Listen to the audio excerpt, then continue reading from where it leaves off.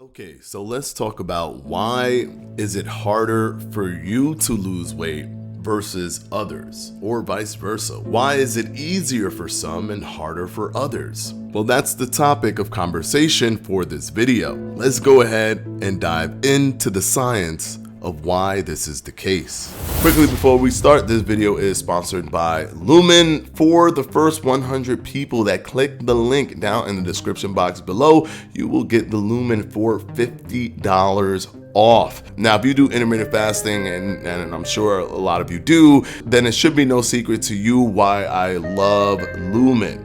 Because it is a device, a respiratory exchange ratio device, the only one of its kind that can tell you if you're burning carbs or fat simply by breathing into it.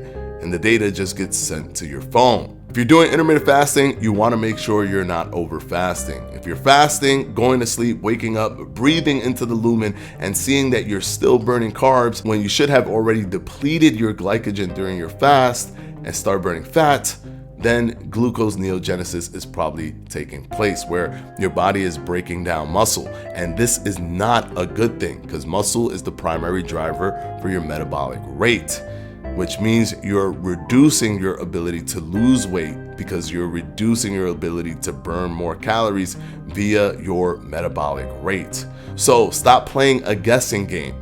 Some people can fast for 20 hours and that's their threshold. Others can fast for 23 and that's their threshold. Some just for 16, some just for 17, some just for 18. Click the link down in the description box below, get yourself a Lumen and know for sure what's your biological intermittent fasting threshold so you can be as effective as possible with intermittent fasting. Now let's go ahead and jump right into the video. Now, fitness experts all across YouTube and even Instagram that tout the calories in versus calories out will tell you that the only thing that matters is your self-control and your own ability to understand how many calories are required for you to be at a net negative energy balance, which means you are not taking in as much calories as you're putting out through energy burn. Therefore, you are going to lose weight. And this is very popular in the quote unquote no nonsense fitness guru genre. But here's the reason why it's not so black and white. It's easy to say, yes, calories in versus calories out is all that matters. And in a very simplified way, that is true. It is all that matters. But what makes it so much more complex is the calories out portion and your body's habit forming biology that keeps you from staying on the straight and narrow. Here's an example. If you look at most studies that look into calorie deficits or calorie surpluses or even maintenance levels, you'll see that in these studies, there are people that even if the majority go in line with what the predicted outcome would be in terms of calories in versus calories out, even if they reach the numerical significance number of 0.05, it doesn't necessarily represent every single person in the study.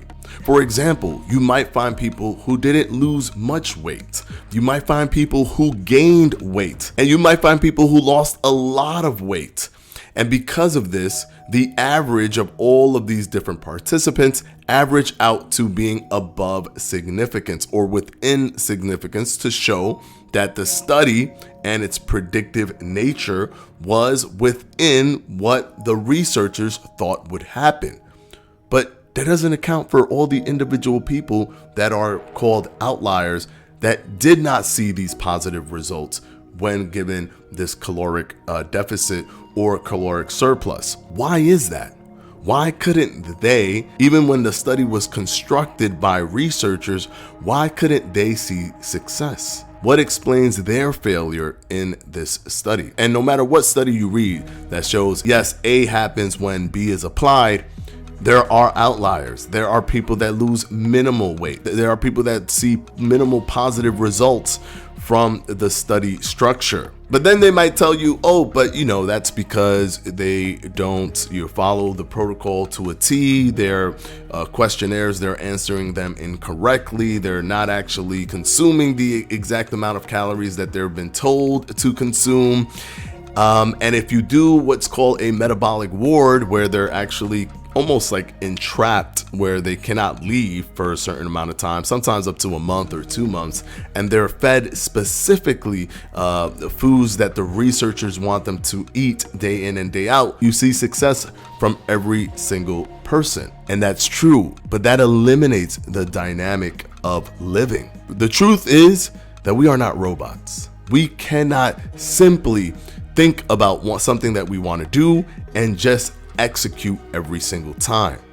Our bodies literally are fighting a biological warfare against the things that we want to do versus the things that your body wants to do. Now, let's look at some factors. For example, some people have more body fat cells than others, and these fitness gurus will not even tell you about this because they're not even, one, thinking about it, or two, even know about it. Fat cells are called adipocytes. We build them throughout our childhood up until adulthood around 21 years old. The amount of fat cells that we actually build during that time is dependent on how much is needed during our childhood.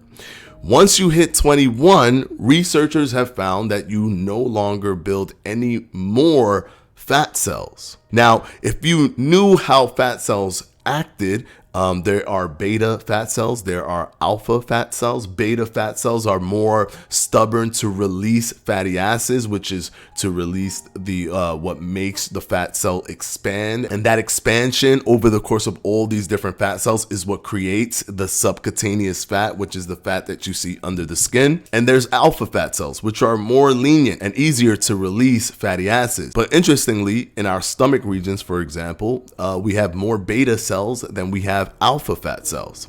But here's another caveat about fat cells. Each individual fat cell sends a signal when it's not filled, when it's not expanded, when there aren't fatty acids inside of them.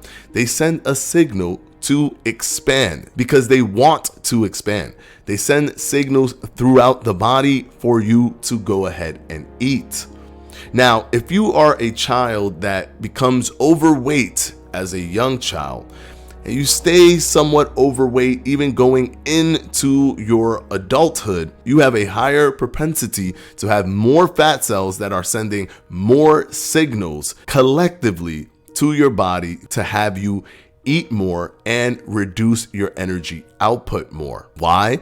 Because you've locked in your fat cells for your lifespan at 21. And if you were a child that was overweight, that means you carried more fat cells. So someone who is thin throughout their entire life, even their childhood, may end up actually having an easier time controlling their caloric intake and their caloric output. To say that these two people, one that has many more fat cells than the other, have the same possibility to lose weight or gain weight is missing the point of biology. Your body does so many things collectively to fight against your conscious decision to not overeat. For example, your body will increase ghrelin secretion, which is a hormone that is considered the hunger hormone and creates a system where you are hungry. It will force this feeling of hunger upon you. Then once you're eating, they'll reduce hormone levels like leptin. Leptin is the hormone that tells your brain that you're full. The less amount of leptin that you have, the longer it takes for your body to detect that you're full. This is where overeating can easily happen. Have you ever sat down, ate a meal, kept eating the meal, and then realized just maybe 30 minutes or 25 minutes later after you've eaten that you are absolutely stuffed, uncomfortably stuffed. You cannot even breathe comfortably, and you did not feel this 25 minutes ago right after eating.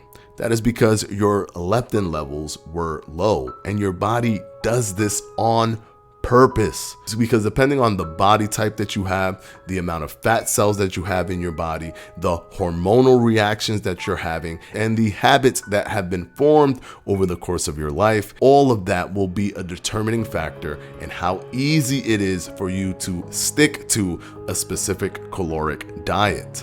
Now, this is not to say that you cannot overcome this, but for anyone to simply think that someone who is overweight has just as much of a roadmap or consciousness to lose weight as someone else is looking at it through a black and white lens, when in reality, it's much more complex. It dives much deeper into the biology of each individual human being. So the next time someone tells you, hey, it's as simple as calories in, calories out, let them know you're right. Calories in versus calories out is simple, but the lifestyle of losing and gaining weight is much more complex. Hopefully this video has helped you guys. And of course, as always, I'll see you in the next one. Peace.